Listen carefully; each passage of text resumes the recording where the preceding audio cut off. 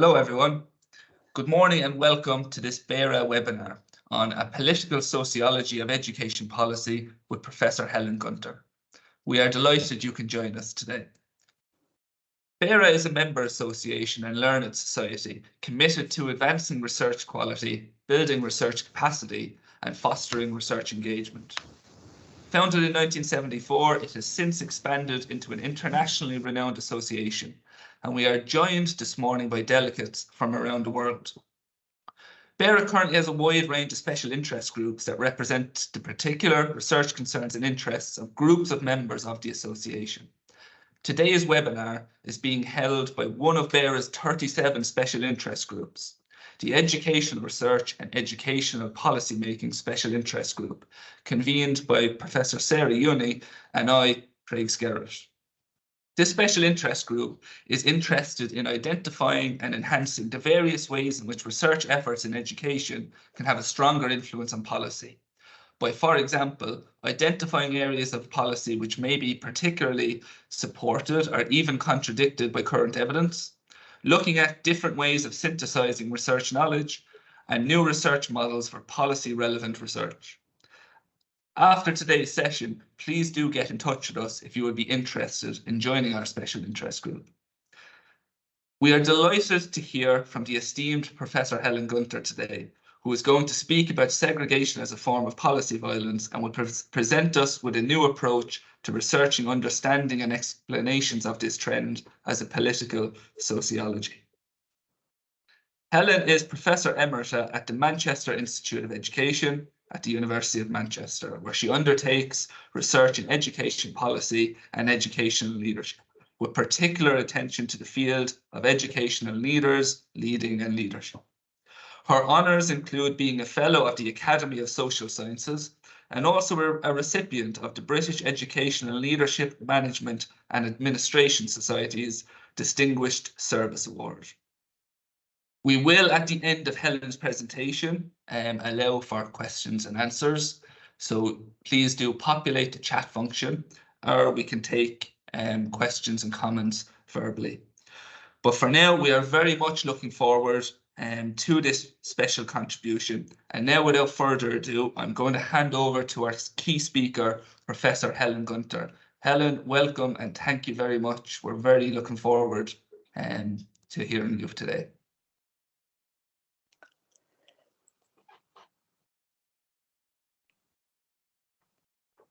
Thank you very much, Craig. Thank you for that very generous introduction, and welcome to everyone, wherever you are on our wonderful planet. Good morning, good afternoon, good evening, and I'm very much looking forward to working with you this morning, this afternoon or this evening, and listening to your questions. And if there are issues that you want to raise with me outside of this, then please do send me an email, and I look forward to hearing from you.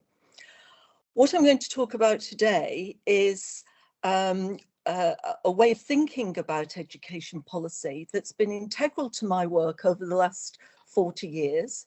And I've had the opportunity to do some thinking and development of this as a result of moving from my full-time job as a professor at Manchester to being Professor Emerita.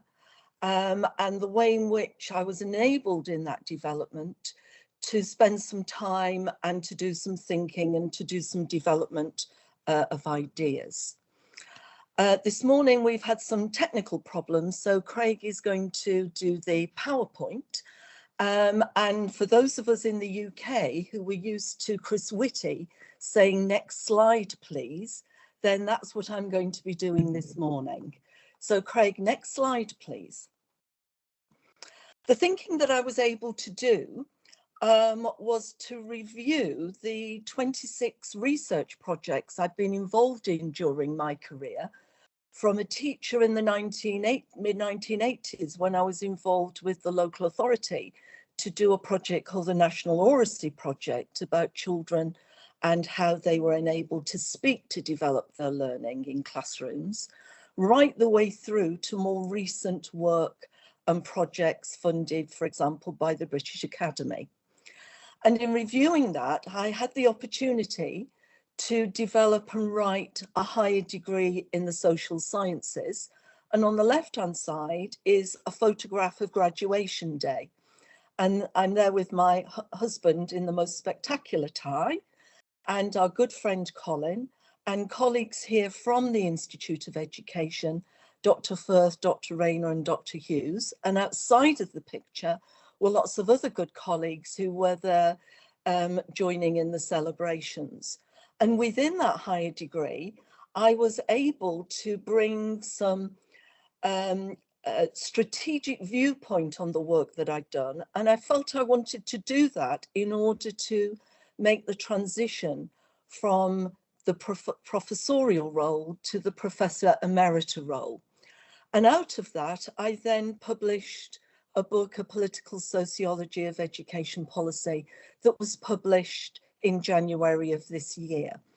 And so I want you to see that what I'm going to talk about today is quite strategic, but it is based on funded projects that go back 30, 40 years, funded by the university, but also by the SRC, British Academy and Leverhulme, and so on.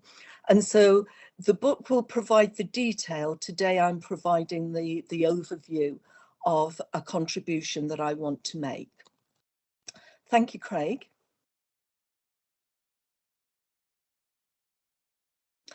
Okay, I want to begin with the idea of a segregated world. This is a picture of a sky pool that joins penthouses in 9 Elms in London. So look at the vantage point there, somebody looking up. If you live in one of those multi-million pound penthouses, you can have access to this swimming pool. And if you cannot afford to live in the penthouse, then you may be able to afford part ownership of an apartment and then pay rent on the rest. But you can look, but you cannot access. In other words, unless you are incredibly wealthy, then you cannot access that swimming pool. This is called poor doors architecture, because in many of these builds, both in London and in other parts of the world, there are different doors for different amounts of money that people have. Those who are wealthy and can afford to live in the penthouses or apartments that cost huge amounts of money, then they've got separate doors to the people who cannot afford. In addition to that, there is different garbage disposal and different playgrounds for children. So children might go out to play, but they know they cannot play with those children, or they know they don't want to play with the poor children. And so this for me is a metaphor for how I was thinking about my data over 40 years and my place and my lived life, my professional biography within that segregated world. What does it mean for me to be doing that, and for the colleagues that I've worked within, and the way in which we think about a legally segregated world where we go into a public realm that is essentially made up of lots of private realms, and they don't necessarily connect. Thank you, Craig. And here I am. Here I am at the age of 12, illustrating for you that what I was going to be when I left school was a hairdresser. However, as you can see, in spite of all the work I tried to do to get my hair flat at the front in my fringe, I really did fail on that. And if you know me, then you know that I failed to do that since. But here I am at the age of 12, and here I am as an academic failure. At the age of 11, I failed the exam called the 11 Plus in England that would have taken me into an academic education, that would have taken me to university and would have taken me to a professional job and beyond. Instead, at the age of 11, I'd failed and had an education that would prepare me to be a good wife and mother. There's nothing wrong with that. And also to have a manual job. possibly as a secretary, because I did learn how to type at school, and that's one of the benefits of it. But my school was preparing me to leave at 15 and have a low-skilled job or an unskilled job until I married and then became a homemaker. And quite interestingly, clearly, I got the chance to go to university. And that was because when I was 13 or 14, the school went comprehensive. We were then allowed to do O-levels. And then they got a sixth form. I did A-levels. And my parents said that I could apply for university. But interestingly, in Ralph Miliband's book, The State and Capitalist Society, that I read in my first years at university, it says in a footnote on page 39, an unskilled manual worker's daughter, which is me, has a chance of only 1 in 5 or 600 of entering university, a chance 100 times lower than if she'd been born into a professional family. So when I got to university, I clearly wasn't exceptional in that sense. Finish at 5:05. Oh, it's going to hang up you off by the end of it. Sorry, could people please put their microphones on mute? Thank you. Thanks very much. And therefore, you've got issues here around segregation. 80% of children failed the 11 plus, and selection worked to the advantage of a very small group. But even within the selective system, there was failure.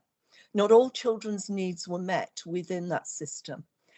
And when I started to do teacher training after my first degree, we were encouraged to read Wedge and Prosser's book, Born to Fail.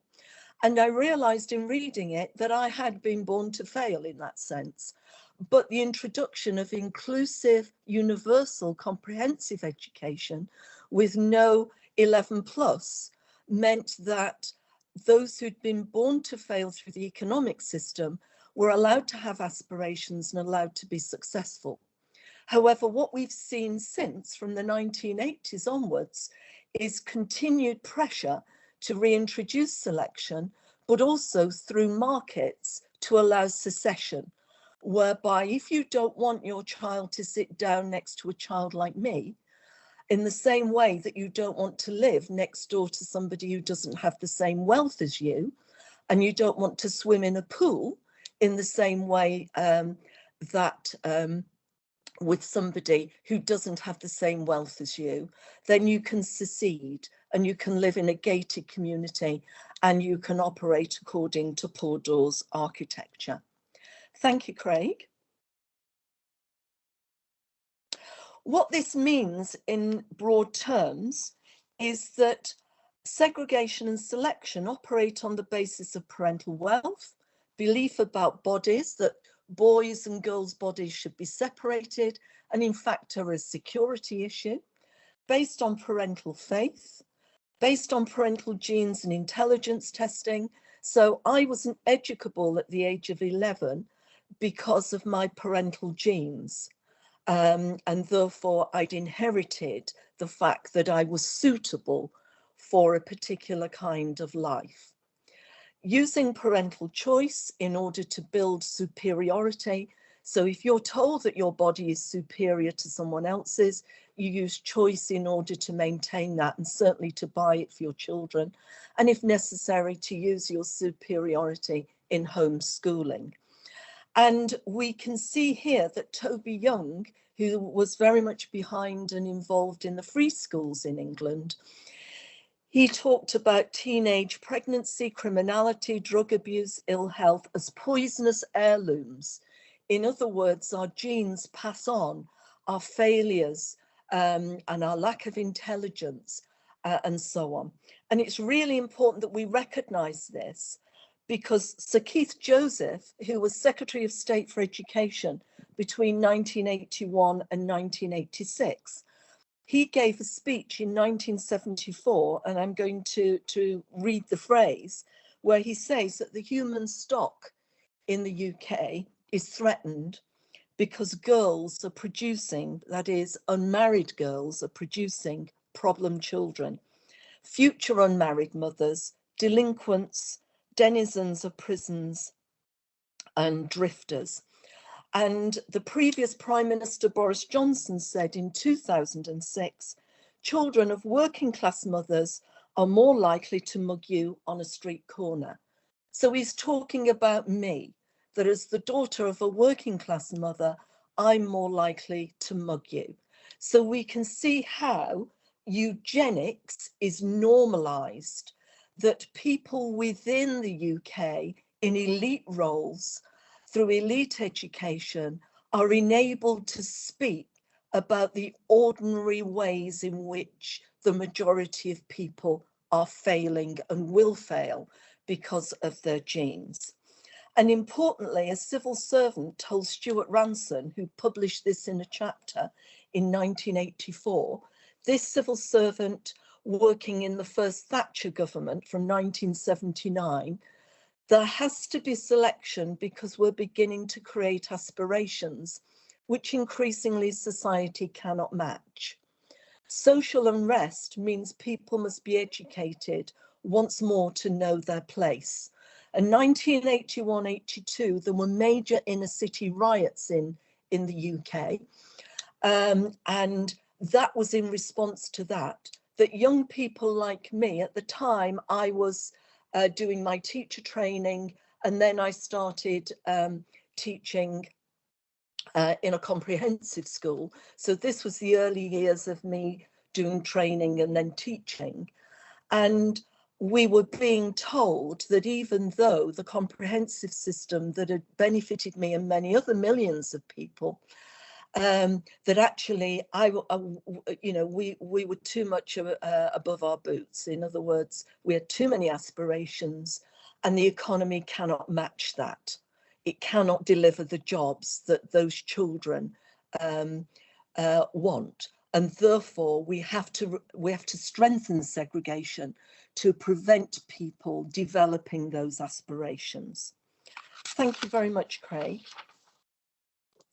So the segregation and selection and secession from the system, opting out, as it's known colloquially, I'd been thinking about that. And of course, when you have a major shift in your life, like you start work, or I'd moved from paid work to taking my university pension so that I could get on with my work.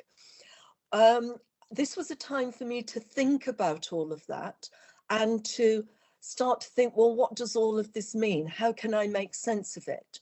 Now, in my 26 projects, I'd done a lot of work on Bourdieu. I'd used his theorizing in my first PhD, looking at the development of the field of educational management, and actually had read Arendt when I was doing my first degree. And while it was interesting, and particularly reading on totalitarianism, because my first degree was in modern history and politics, so I was looking at Arendtian work, but it was only when I came back to it when I was at Manchester, and I was thinking about my inaugural lecture, and I thought I must re-look again at Arendt. So I looked at Arendt and started to develop my ideas on that. And I've used their work separately. Now, what I then did was I did a search to see if anybody had used them both and interplayed them both. I couldn't find anything in education policy, but I did find two papers outside of education that I found to be really, really exciting. Thank you, Craig. These two papers are by Kennelly and Topper. Now, what's interesting about the Arendtian approach is how her work, according to Kennelly, and I would agree with this, makes the distinction between whatness and who-ness.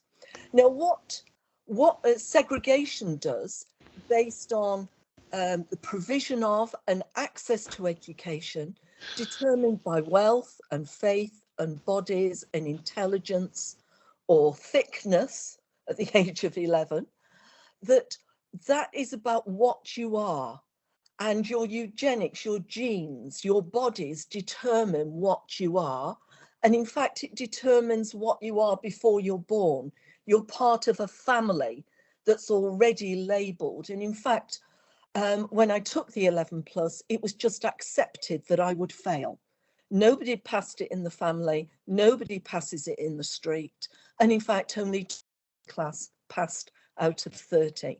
It was just an acceptable thing that what we are is failures in that sense. But what Arendt does is talk about how going into the public realm, which is what the comprehensive school enabled, breaking down the barriers and segregation, going into the public realm, it allows you to reveal your who-ness through your relational activities with others, through action and speech, and particularly the importance of the plural and the importance of natality, or our capacity to do something new. In other words, when we are born, we all bring into the world the capacity to do something new. And therefore, as Topper says, Arendt makes visible what happens when people do participate. Therefore, Arendtian thinking enables us to see the opportunities that exist for people when participation is opened up in terms of the public realm. But of course, Bourdieu helps and see the barriers. In other words, when we look at whatness, then we can connect it to Bourdieu's arguments about field, the struggle for recognition within that field, and the way in which capitals are invested in order to control your status and position within the field. And therefore, I was born into a situation with no social or cultural capital, and certainly no symbolic capital. And issues such as my deportment and my accent continue to deny aspects of social and cultural capital in certain communities. So a really interesting quote from Topper: while Arendt extols the way that words and public speech bond and constitute political communities, Bourdieu explores the ways in which they quietly wound and dissolve them. And for me, Bourdieu's thinking tools help us think about that sky pool and what it means to live in that community, but be segregated outside of that community. Thank you, Craig.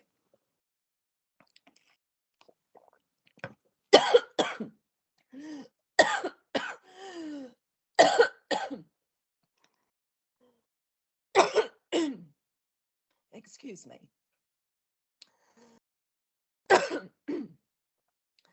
So when I got the chance to look at the 26 projects that I'd worked on in my working life, I found that there were 4 themes to all of that work. And I sat down and thought about those themes. The first one is system design. I've been part of that system design in the move from segregation at the age of 11 based on an exam and the introduction of comprehensive schools. First, and also I was in the first year that had to stay on till I was 16 years of age, that then allowed me to go on into the 6th form and do the exams to go to university. But since coming into higher education, I've been actively involved in researching system design, in that I co-led a project funded by the new Labour government from 97 to 2010 into the transforming of the school workforce Pathfinder project, which was about the workforce, theme 2, but also about looking at academies and looking at the different kinds of schools that we're developing, and in particular, investment in what Labour called diversity. So I was doing system design, the new schools developing, and my colleague, Steve Courtney's mapped all of that through his doctorate and shown that there were between 70 and 90 different kinds of schools. I've looked at the workforce through government evaluation, but also through the growth of leaders and leadership and the way in which the workforce need to adopt that role and identity, particularly corporate forms of leadership.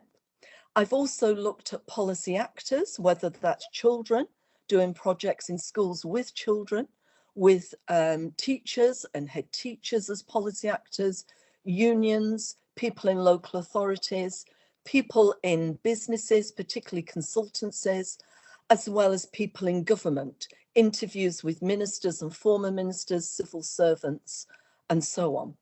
And then I've also been looking at knowledge production in regard to the ways in which we have knowledges, but are told what we know, the ways of knowing, the different methodologies, but how we're told what the approved of methodology is, who the knowers are, and that's the policy actors, who are the people who get in to make policy and control policy, or even prevent policy from happening, and ways in which knowledgeability is shown through language, through networks, through vouching for each other, through whispering in an ear not to have anything to do with that person's work, you know, these sorts of things. So within my work, there are these 4 themes that seem to be there in the 26 projects I've worked on over 40 years.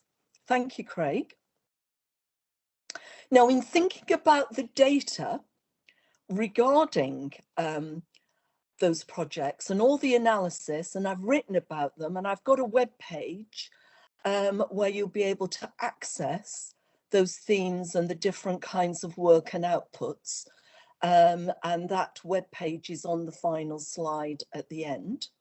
But if you just Google me, it should come up. So when I've looked at those themes and all of the data, and I've reread it and looked at the different ways in which I was thinking about it, say in 1998, when I was doing my doctorate, through to a major ESRC project I had in the first decade of this century, through to more recently thinking about my reading and the way in which Arendtian and Bourdieu's tools can be used differently to what I might have been doing them earlier. So the dynamics of what it means, that what I then wrote for the book that was published in January has essentially got 2 parts. There is the first part of the political sociology is concerned with a broad overview, and the second part, which will be on the next slide in a moment, which is concerned with a framework. And at the heart of this is a contribution whereby I want to bring political thinking into parity of esteem with sociological thinking. When you look at the field of critical education policy studies, sociology has dominated, and that's fine. I don't have a problem with that. I'm part of it. But if we go back to 1994, Halpin and Troiner were part of a huge debate about the relationship between researching policy in education and the social sciences. And in the social sciences, they were arguing there's too much of a dominance of sociology, and we need to recognize the importance of, for example, economics, politics, psychology, for example. And I was rereading all of that and those debates. They weren't the only 2 doing this debate. They produced a book in '94. It's got some fabulous chapters in it, but also there were lots of other articles across the journals at that time that, again, I've used and have helped me think about the way in which, as a field, we connect with the theories and methodologies within the social sciences. And so what I wanted to do was take political thinking in terms of understanding the structures. And I'm very interested in constitutions because I did a lot of work on the UK constitution at university. So I'm very interested in that, the kind of structures and cultures, but also politics as a relational activity, not as an ideological or party political aspect, but within civil society, how we engage relationally, because as Arendt argues, politics is in between people. It's not owned by a person. It's not, in that sense. And sociologically, I wanted to think about the ways in which, again, in civil society, related to power, the location of power, the exercise of power, and how that connects politically. And so I was looking at politics and sociology, but also interplaying. And for me, Bourdieu and Arendt brought the ways in which I could think in those kinds of ways. Now, they don't fulfill everything, and there are contradictions and so on, but there was sufficient within their thinking, supported by those two articles I'd read by Kennelly and Topper, that I thought that this was really, really important. So I reviewed my projects and my data and my publications through the higher degree, but also beyond that, having a look in general. And what I wanted to do here was to bring a contribution to how we begin our thinking about policy, certainly within the UK, and certainly within England, because education is a devolved power for the other three home nations of the UK. But also, the more that I travelled, I could see that this was an issue abroad. And I've done some research in other countries, such as Chile, and also the way that supranational organisations, such as the OECD, the World Bank, etc., how they and certainly how large consultancy businesses such as McKinsey & Co. and PricewaterhouseCoopers, how they communicate knowledge globally, and therefore the kinds of things I'm talking about and have studied have resonated with people in other education systems in other parts of the world. And when I did work in Norway, for example, and with colleagues across Europe, we did some interesting work around new public management and the way in which that's unfolded in similar but also distinctive ways across Europe. So what I'm about to talk about contextually, while it is based on my research projects that primarily been in the UK context, but also with some international work that has taken place, I think what I'm about to say will resonate and be relatable to colleagues in other systems. So the broad context in terms of trying to understand how advantage and disadvantage is built into education policy, and the way in which segregation and selection and secession is not only built in, but is intensified through the adoption of quasi-markets and through handing over services to people who are not actively or directly involved in education, except that they once went to school. That in doing that, I'm identifying in this context a claimocracy and policy violence. By claimocracy, I mean that much of what is stated as vital and important in education policy is based on assertions. There's very little evidence regarding some of the major changes, such as markets, such as what we have in England, which is academies, schools outside of local authorities. In other countries, you have free schools, for example, in Sweden, charter schools in the United States. These are premised on assertions. And we see that in terms of school leadership, for example, or the effective and efficient and improving organisation. And these assertions very often are simplifications, the use of sound bites. For example, in New Labour, Michael Barber was very fond of saying standards, not structures, based on fictions or myths. So the myth of the transformational leader with a vision and a mission, that was a myth in the 1980s and 90s, and it still is. And we know that. We know that the corporate leader is disconnected from educational purposes.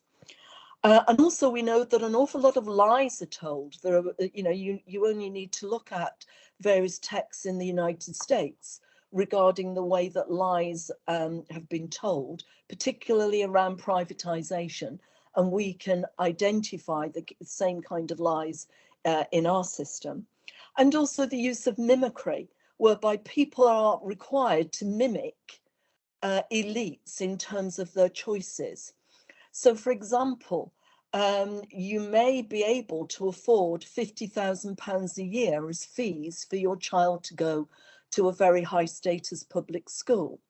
So if you don't have those funds, you don't have that, you're encouraged to mimic by choosing by putting your child in for the 11 plus, where that still lasts in England. It's still there in certain parts of the country. And therefore you can choose to put them into the 11 plus. And of course, therefore you can choose for them to fail. So you have, if you like, this mimicry, and it's there in our magazines. I once gave a talk about how in some of our magazines, we are enabled to mimic in terms of fashion. I won't go into that now because otherwise we'll be here all day. But it's ruled by assertion, selected evidence or no evidence, very often very normative, lots of simplified sound bites, lots of fads and fashions, lots of fictions and narratives that bear no relationship to actually doing the job, and so on. And that's been constructed, developed, sustained, enabled through oligarchic club sovereignty. The UK government is a club. It's people move into that club in order to protect their interests, and central to their interests are segregated services. There are inflected with notions of superiority, inferiority, notions of exceptionalism, and therefore that exceptional child requires this exceptional school to go to. What the claimocracy does is actually enact policy violence. And that policy violence is based on my reading of Bourdieu and Arendt, and it's essentially the absence of power. In other words, what the claimocracy does is it talks about being empowered, but in effect, it removes power. So parents are told they have choice, but actually they don't have choice. Most of the time it's a faux choice. They're told they can choose a grammar school for their child, but actually they can't. The only thing they can choose is to pay for a tutor to get their child through the 11 plus. So most of these choices are very faux. And in fact, the work that I did in Santiago in Chile with Alejandro Carrasco and his team demonstrated that in a fully privatized system, the schools choose children.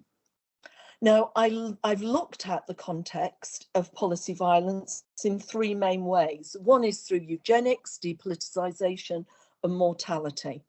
And eugenicist populism is making popular the idea that there are inferior and superior bodies. It's biological determinism that's dressed up as social mobility and meritocracy. And in fact, social mobility is used as a form of legitimized violence. It's legitimate to say that you want social mobility, but it actually does violence because it's not delivered, because it's happening in a system where that is rigged. Depoliticizing is work that I've done a lot of about the way in which decisions that used to be located in the public have now been relocated to agencies, to private offices and homes, or to nowhere at all. In other words, issues have just gone off the agenda, and they only become public when actually very, very powerful and resourceful people use those resources to make a complaint, like going to court.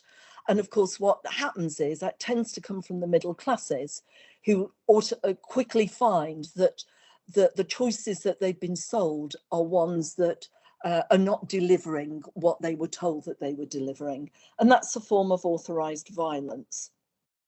Not least how private decisions you make in the home determine the education of children that you will never meet. By choosing one way, you actually prevent other people's choices. And then the third area is policy mortality, where while we are told in the education reform claimocracy that we want schools to be successful and children to be successful, actually the claimocracy is premised on failure. In other words, children, families, communities, schools have to fail for others to claim superiority and success. And there's an awful lot of work gone into the idea of the successful school and the successful head teacher and so on. And the language and evidence it demonstrates a form of intelligence, but actually it's doing violence. And you can see that when you go into schools and communities whereby they continue to fail because they have to, because the whole system of oligarchic club sovereignty is based on the idea that I'm better than you, and the whole education system is premised upon that. And of course, as people have said about the attack on comprehensive schools, you know, why is it that a service that the majority of people depend on is actually ridiculed and undermined so graphically? Okay, thank you, Craig. Following that context, in the second part of the book, I present this framework, and aspects of it have been there in my earlier publications. And this was the time I was able to bring it together. And what I'm saying here is that if we are to describe, understand and explain the education reform claimocracy and policy violence that we've both experienced and witnessed, and certainly those of us in higher education and those who've done doctorates in higher education and masters in higher education have been able to study, then if we're to do that, we need to understand how education policy relates to vantage points, viewpoints, regimes, exchanges, and intellectual histories. Now, I've not got time today to go into the detail of this, but essentially, by vantage points, I mean the place where the person involved in policy, whether they're in number 10 Downing Street, or whether or not they're in the department, or within a classroom in school, or within a home, or as a taxpayer in their car going to work, what their vantage point is. And certainly some vantage points are more privileged than others. So the top vantage point I had clearly identified is government or the core, and how that vantage point brings people in from outside regarding their viewpoints. So on vantage points, I do look at academization, and I look at a city academy that I was involved in researching in the early parts of that policy, and the way that people with particular vantage points, whether in Whitehall, in government, or in the local community, particularly sponsors, were very, very important in the early days of city academies, and the way in which they were required in the early days, this was stopped later on, to invest either £2 million or in resources or in kind. And of course, those of us who may have had research evidence about academies or other forms of schools didn't have those kinds of resources, and therefore our vantage point wasn't given any recognition. And in fact, not only that, was criticised. So I think we've got to understand vantage points. And interestingly, I'm currently doing some work looking at the case of Professor Sir Michael Barber, who was, if he was active in the new Labour government, he headed up the Standards and Effectiveness Unit and then moved on to run Tony Blair's delivery unit. Well, he was in a very core vantage point during his time in government, supporting new Labour policy, particularly education policy. Before that, he was involved in a trade union, he was a local councillor, he was a teacher. He then became a professor in 2 universities. And after he was in government, he moved into McKinsey, then into Pearson, and now runs his own consultancy company called Delivery Associates.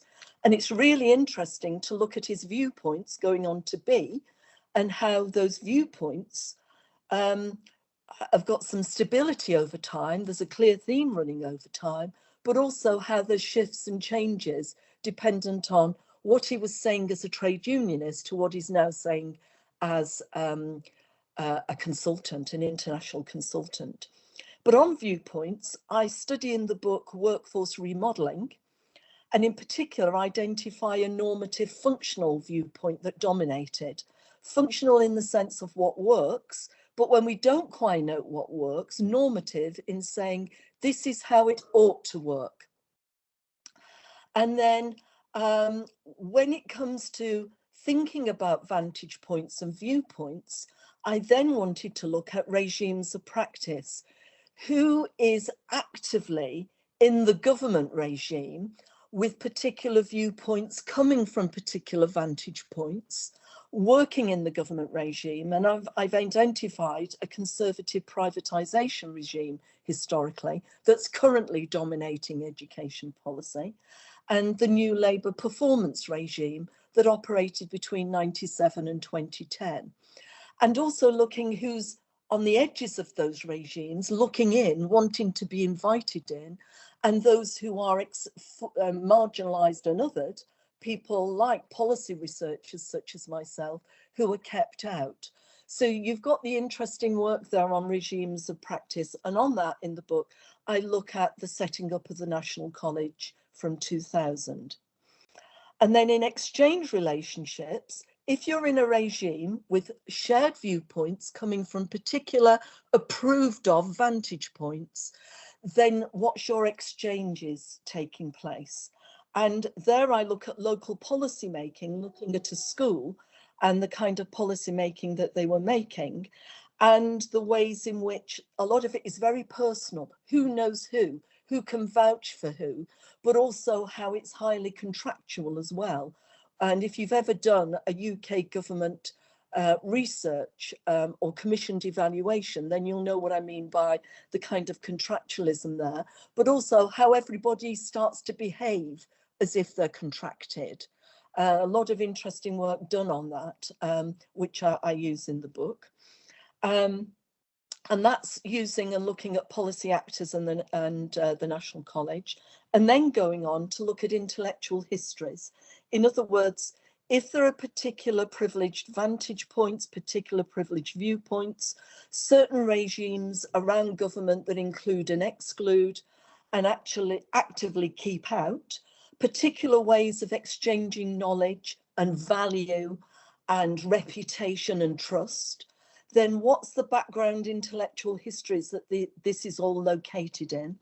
And therefore, I look at the ways in which there are different intellectual histories. And in particular, I note the growth of entrepreneurial intellectual histories that actually deny a lot of those histories, the way in which knowledge is packaged and sold and resold on the basis that it will enable you to be efficient and effective. So what this has done, using Bourdieu and Arendt, to think about the control of power, but also the absence of power, has enabled me to look back at my work and consider these 5 things. Final slide, please, Craig.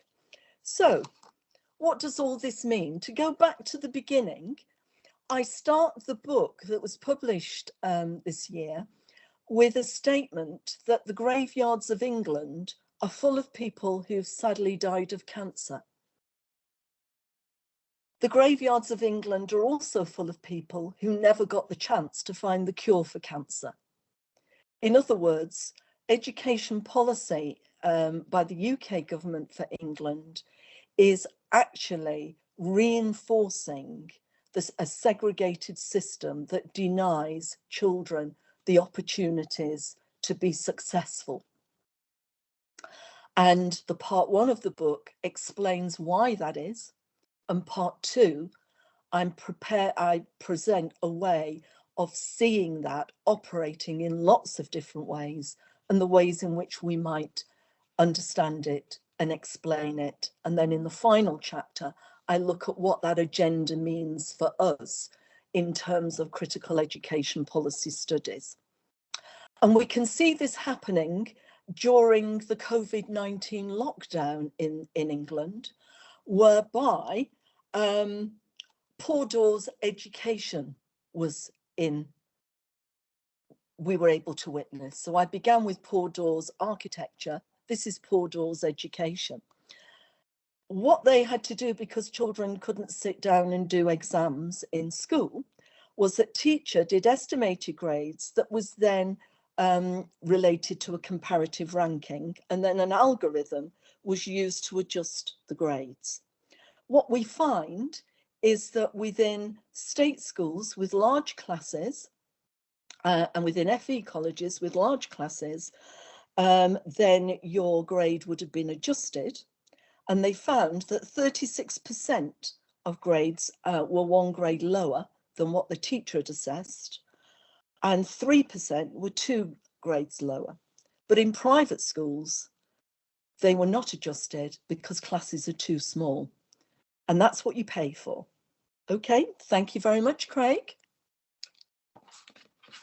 You can take that down now, thank you. We've still got some time, Craig, for questions. Yeah. I apologise, I went over about 5 minutes. So thank you very much, Helen. That was very interesting and thought-provoking, and I'm sure it has captivated many of our guests this morning. So we do have about 10 minutes left where we would be interested to hear any comments or questions from any of our attendees this morning. So if there is anything you'd like to put to Helen, please do populate the chat function, or we can take questions or comments orally also. So we'll open the floor up for questions and comments now.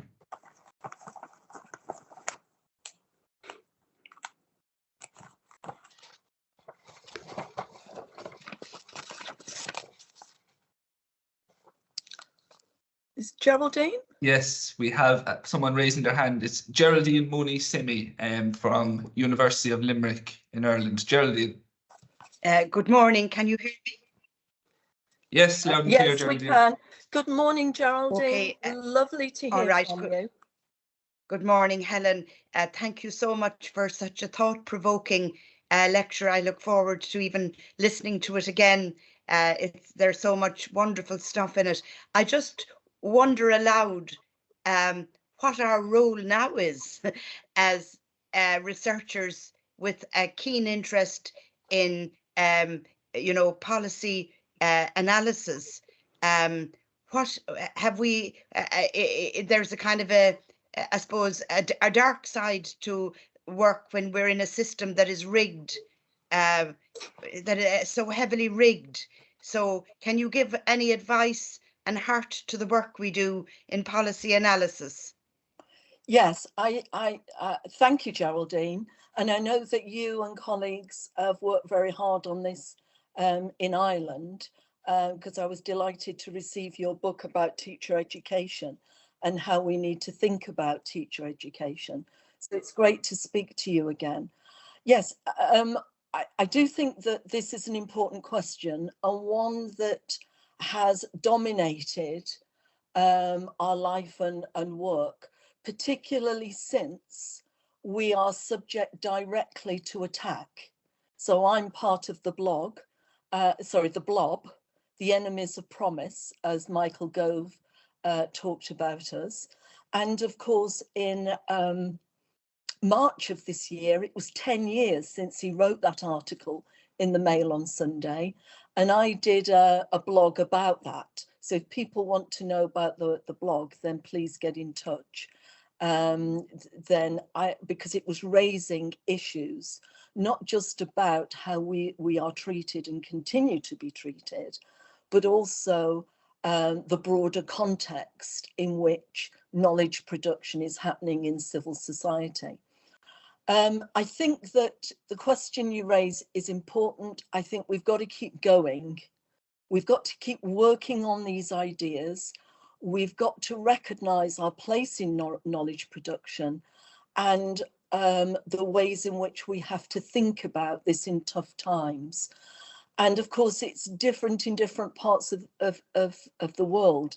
In certain political systems, it is very dangerous to speak what I've spoken this morning, Geraldine, and I'm not encouraging people to put their lives and liberties at risk. Currently in England, we are facing a drift or a policy direction towards the closing down of debates and ideas. So far, a lot of that's been done through ridicule and through cutting funding for independent research. But just as people are going to be arrested by waving a banner on the street, we may find ourselves being arrested for writing a blog. So we are in dark times, but as Arendt said, we must illuminate those dark times. And even though, and one of the interesting things about Arendt's life is she thought the Soviet Union was there for good. She never thought that it would crumble.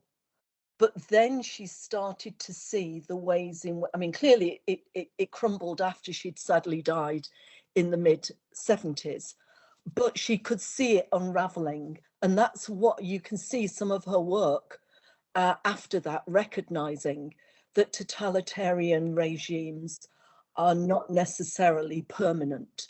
And therefore, we have to recognize that we can continue to do research in the interests of children and the profession and wider society. Thank you very much. Thank you, Geraldine, for the question. We have Richard Race has his hand raised also. Richard, would you like to comment? Good morning, Helen. Thank you for your chat. It's good to see you. It's great to hear from you, Richard. We worked together, colleagues at Keele University in the past. We worked with Michael Barber as well. We did. He was our boss. He was. And I want to tie in a question, Helen, with Michael. If we're a year out from the general election, where are the policies coming for a potential Labour government next year? Because again, if we go back to Michael, that's where the impetus was. Yeah. So where is the impetuses for Keir Starmer, and should some of those impetuses be coming from us? I have to say I've read the draft of policies and I'm not enthused that much. I think that I can understand the difficult situation that Labour are in regarding needing to win votes back and the challenges of winning back areas that so vigorously voted anti-Labour in 2019. I do get all of that, but I'm profoundly disappointed at what I've read and the lack of ambition and the lack of imagination regarding what's being proposed. And that's why I know I'm part of various groups, and there's lots of groups, I think, within the country that need to keep lobbying regarding and there's got to be some pragmatism. You can't change everything overnight, and we can't frighten people by some of the things that we might feel are important for children. But I do think that there is an opportunity to think in a much more interesting and inclusive way regarding the provision of and access to education. And can I just quickly come back on that? I think there's inspiration from Wales across the border from England with the new national curriculum, but also the anti-racism policy that the Welsh state introduced last year as well. Thank you. Yeah, thanks, Richard, for that. That's really helpful. Thank you, Richard. And Helen, we'll have time for one more quick question. It's from Daniel Whitaker. He says your talk was fascinating and you've deconstructed education policy beautifully. But could you comment on what would be a better way, in your opinion? Better way for what? Yeah, sorry, really fascinating, really lovely. Thank you. Just a better way in terms of which voices would you like to be heard? How would you like policy and knowledge, etc., to be constructed? What would be a better way, in your opinion, please? Right. Thank you for that clarification. First to say that Steve Courtney and I have got an article coming out in Soundings, the next issue of Soundings, where we argue that we're at the end of education policy. In other words, policy is being replaced really by markets. There's no need to have policy if you've actually got entrepreneurs, because they do their own policy. So there's something there that you might want to pick up on. But if we were to redesign or redevelop the public realm, I think aspects of the public realm are still there. They're not necessarily given recognition in terms of social media and the right-wing press, but I think there are people there who are raising questions about access to education and the ways in which that might be developed. But I think in a broader sense, there is a need for a major constitutional redesign and settlement, in the sense that the shift away from the UK is an anocracy. It's mainly authoritarian, evidenced in constitutional monarchy that's exercised by the executive, and it's partly got some democratic features such as elections, and as Richard was saying about an election, we've got a general election by the end of next year. So it's got some democratic features. I think we're not going to get public policy around health, education, social work, etc., until we actually have a system of government that's actually for the people and about the people. And that connects with notions of head of state, second chamber, electoral system, etc. So it is that broader sense. In the meantime, though, because, you know, I'm asking for quite a big thing here, I think that we've got to keep working in our communities for public policy and raising questions, certainly of our MPs, regarding public policy. I'm constantly writing to my MP, asking various things, and it does show the bankruptcy of policy, but hopefully we can keep showing that our voice matters. It really does. Thank you, Daniel, for the question, and thank you, Helen. So we will bring this morning's session to a close now. Just on behalf of Sarah, myself, and our special interest group, a big thank you to our guests from around the UK and from around the world for attending and engaging with us this morning. And of course, our many, many thanks to Professor Helen Gunter for this fascinating talk. I think I speak on behalf of everyone when I say it was quite captivating, and I'm sure many of us will be interested in doing further reading. Helen's new book, remember, A Political Sociology of Education Policy, it is now available, and I'm sure many will be looking to get their hands on a copy. So many thanks to Helen. Thank you all very much for your questions, and realise we've only had a short time. Please do get in touch if you want to follow anything up. Thank you very much. Bye-bye. Bye-bye.